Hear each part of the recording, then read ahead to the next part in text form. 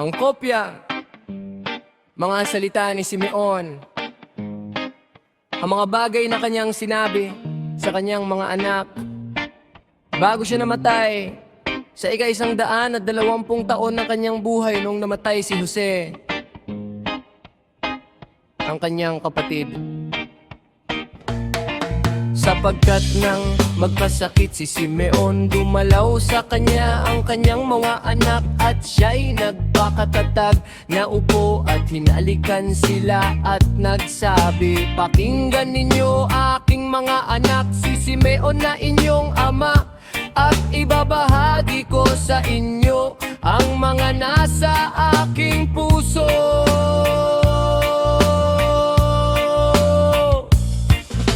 Ako ay ipinanganak kay Jacob bilang pangalawang anak ng aking ama, at tinawag ako ng aking inang si Lea na Simeon,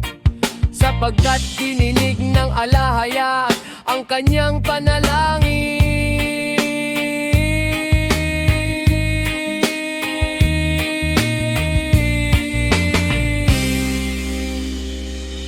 Dagdag pa rito, ako'y naging lubhang malakas, hindi ako umurong sa anumang gawain, ninatakot sa ano paman, sapagkat ang aking puso ay matigas, at ang aking atay ay hindi nagagalaw, at ang aking mga damdamin ay walang habag, sapagkat ang katapangan ay kaloob din mula sa kataas-taasan sa mga tao,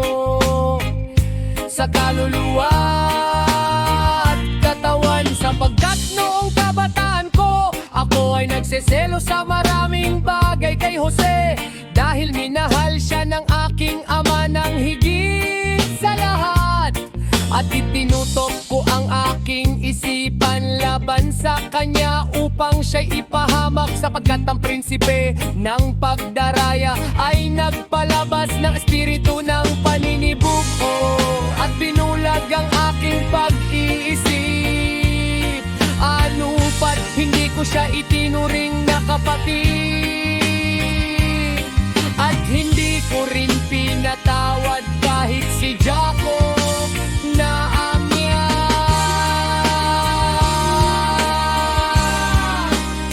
Ngunit ang kanyang alahaya at ang aba,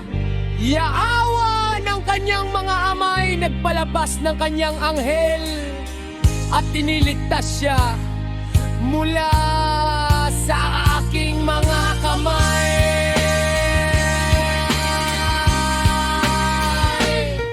Sapagkat nang pumunta ako sa Shechem upang kumuha ng pampabango para sa mga kawan, at si Ruben naman ay sa Dotan, kung saan naroon ang ating mga pangangailangan, at lahat ng kanustos ipinagbili siya ng aking kapatid na si Juda sa mga Ismaelita.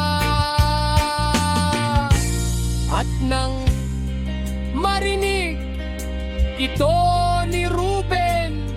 siya ay nalungkot, sapagkat nais niyang ibalik ito sa kanilang ama.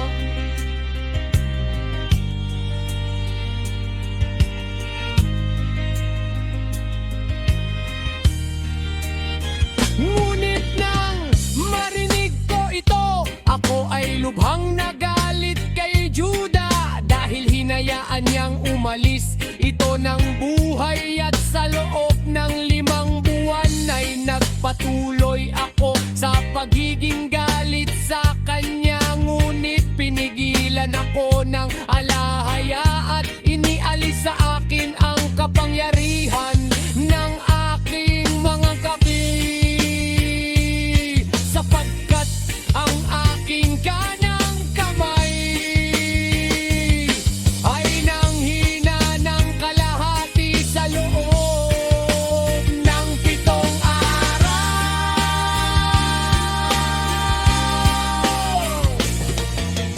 At naunawaan ko, aking mga anak, na dahil kay Jose ito nangyari sa akin, At ako ay nagsisi at umiyak, at nagsumamo ako sa alahaya. Aba, yaawa na, may bait ang aking kamay, at upang ako'y malayo sa lahat ng karumihan at inggit, at sa lahat ng kamangmangan, sapagkat batid kong nakaisip ako ng isang masamang bagay sa harap ng alahaya at ni Jacob na aking ama, dahil kay Jose na aking kapatid, dahil sa aking pangingimbulo sa kanya.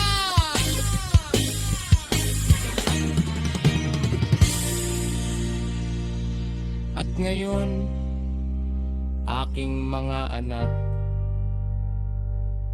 pakinggan ninyo ako at mag-ingat sa espiritu ng pagdaraya at inggit,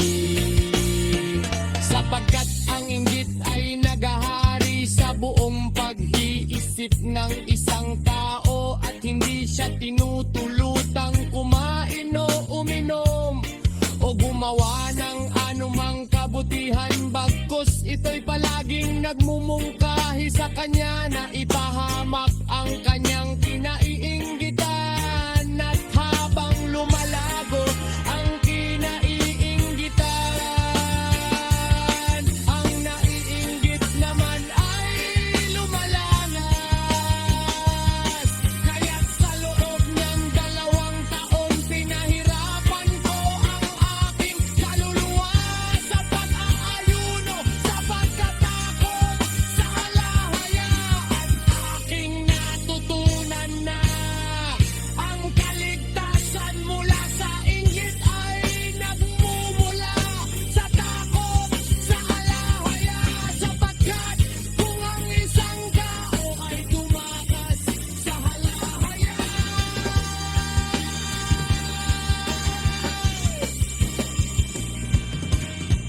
ang masamang espiritu ay tumatakas palayo sa kanya, at ang kanyang pag-iisip ay gumagaan, at buhat noon siya ay nagdaramay sa kanyang kinaiinggitan at pinatatawad ang mga kaaway sa kanya, at sa gayoy